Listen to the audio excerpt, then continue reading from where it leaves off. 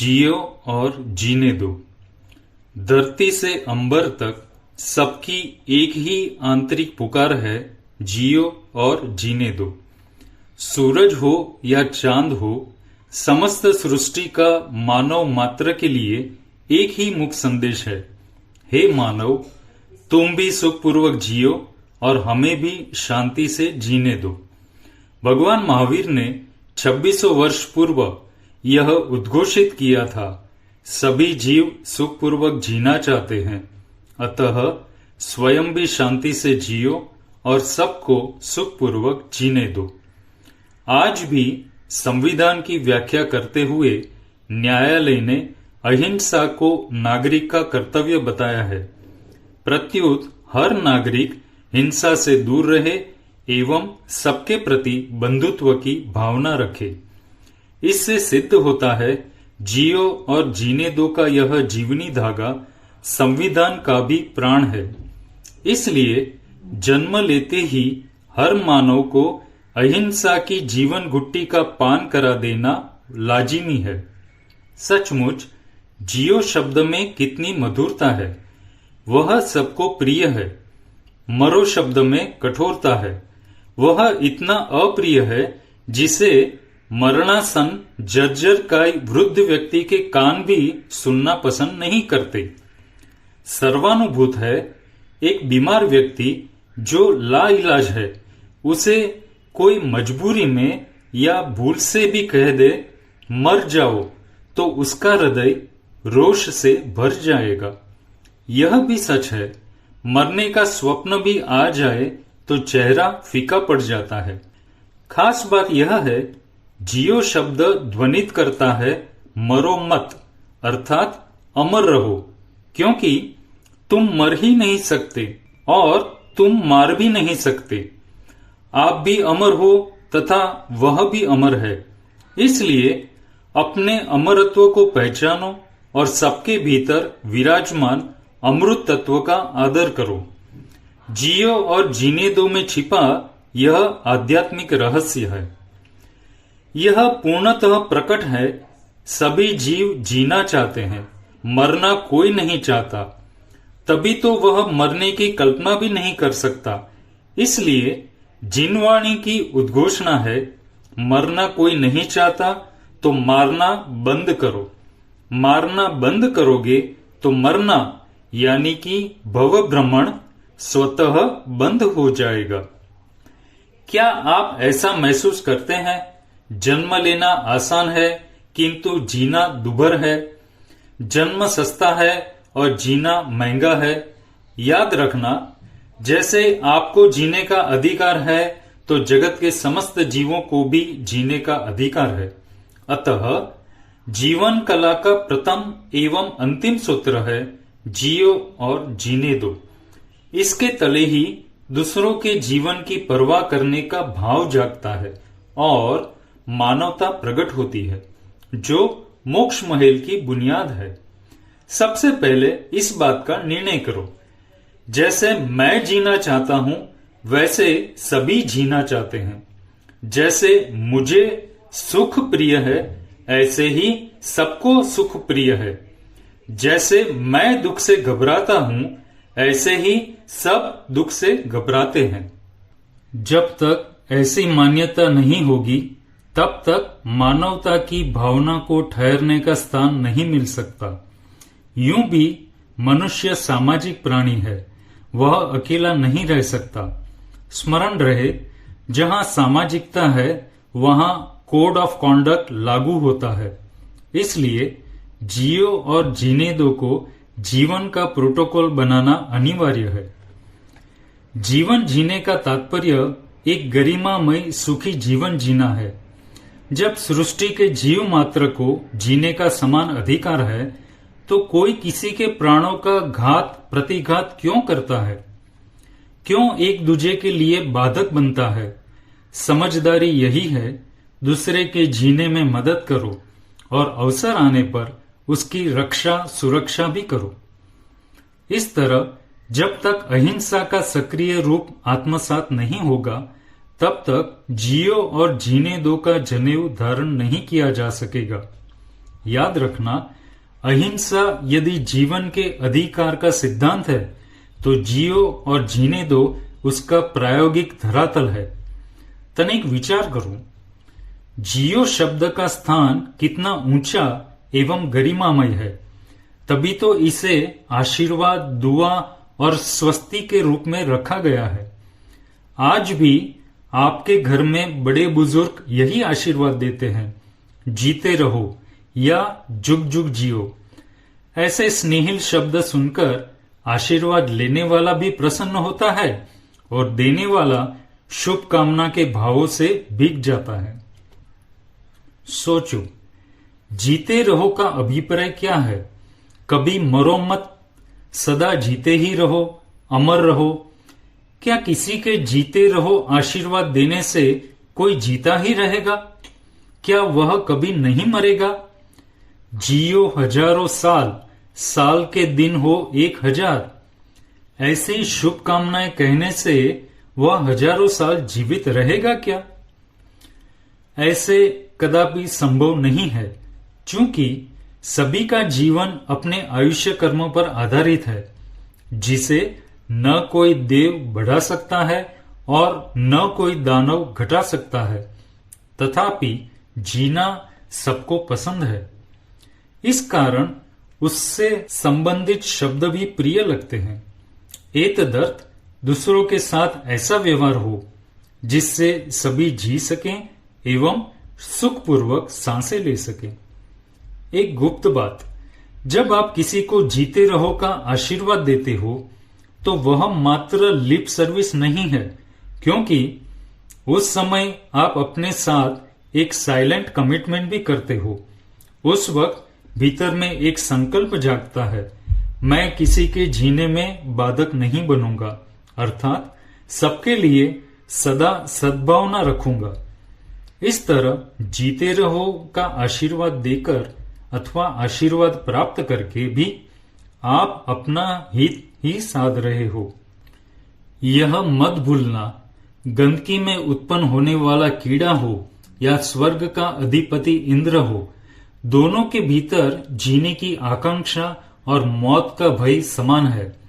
इससे पूर्णतः स्पष्ट है, सबको अपना जीवन प्यारा है, तभी तो कोई मरना नहीं चाहता। एक बार अपने से पूछो, क्या इस 21वीं सदी के मानव का जीवन सुरक्षित है?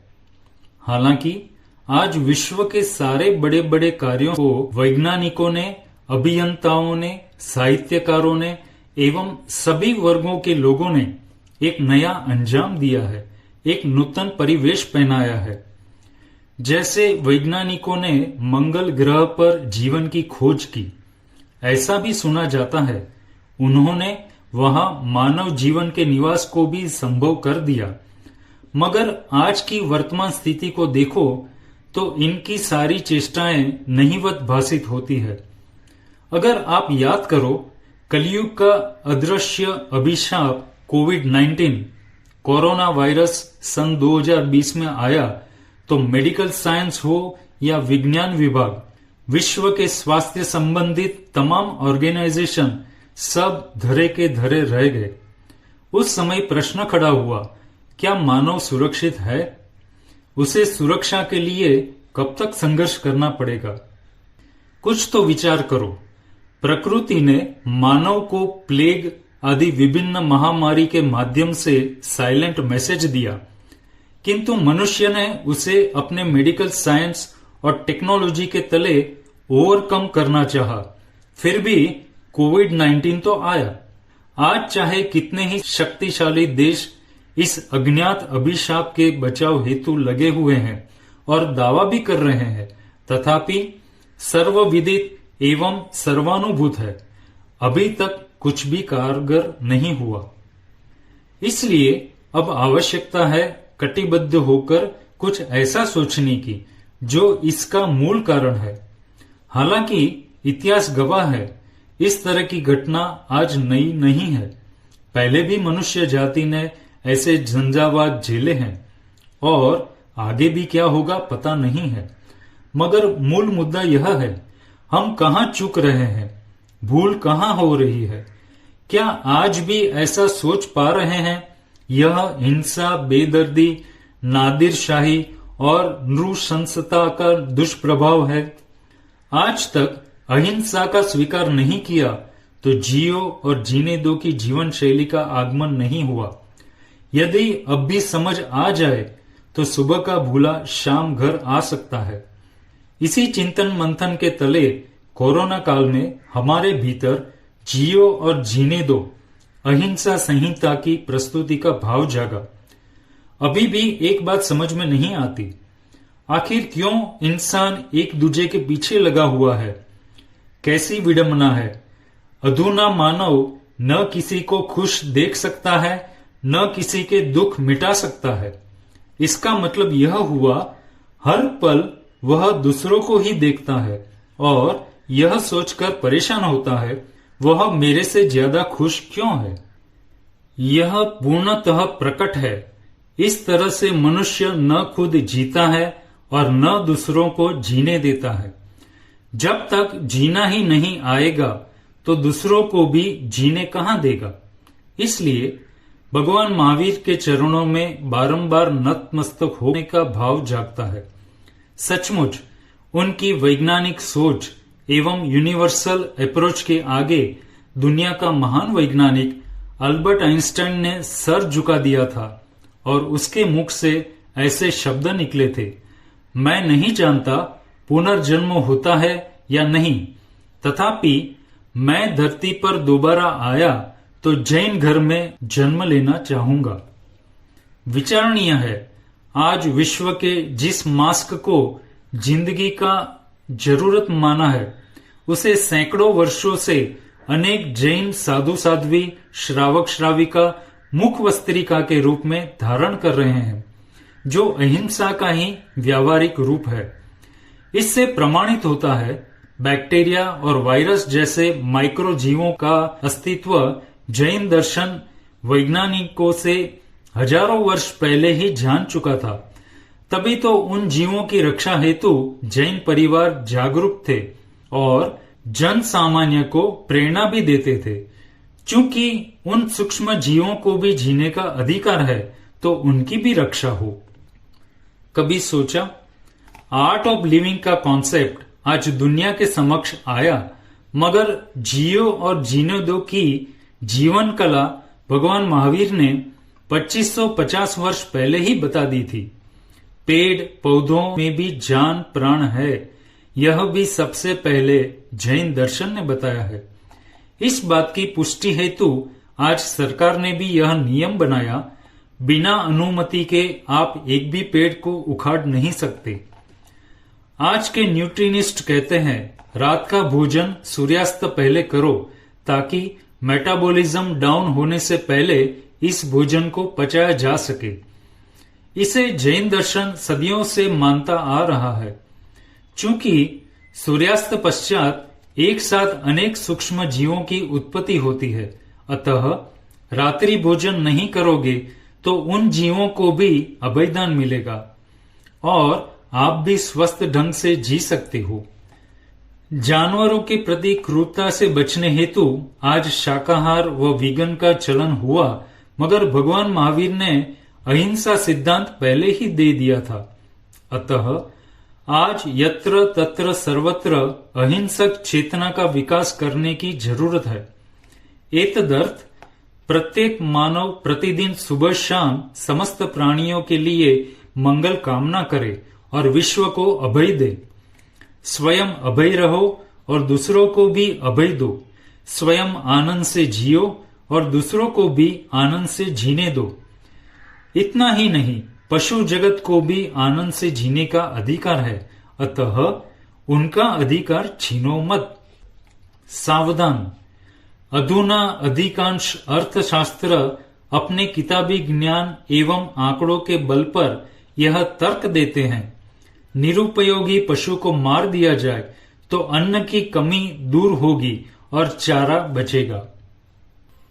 सोचो, ऐसा अर्थशास्त्र कौन चाहेगा जो करुणा को खत्म करके चारे की रक्षा करे? क्या घर के बूढ़े लोगों को इसलिए मार दिया जाए कि वे कुछ काम नहीं कर सकते, यह कोरा तर्कशास्त्र है, अर्थशास्त्र नहीं। यह कभी मत भूलना, अर्थशास्त्र से भी मानवीय भावना एवं संस्कारों का मूल्य अधिक है। वस्तुतः इस संसार में कोई भी चीज निरुपयोगी नहीं है। एक कुशल वैद्य के हाथ में आया जहर भी अमृत बन जाता है। यूं तो एक बच्चे के लिए पैसा भी निरुपयोगी हो सकता है, मगर क्या पैसा वास्तव में निरुपयोगी है? इस तरह निरुपयोगिता की आड़ में हिंसा और क्रूरता को प्रोत्साहन देना अनुचित है।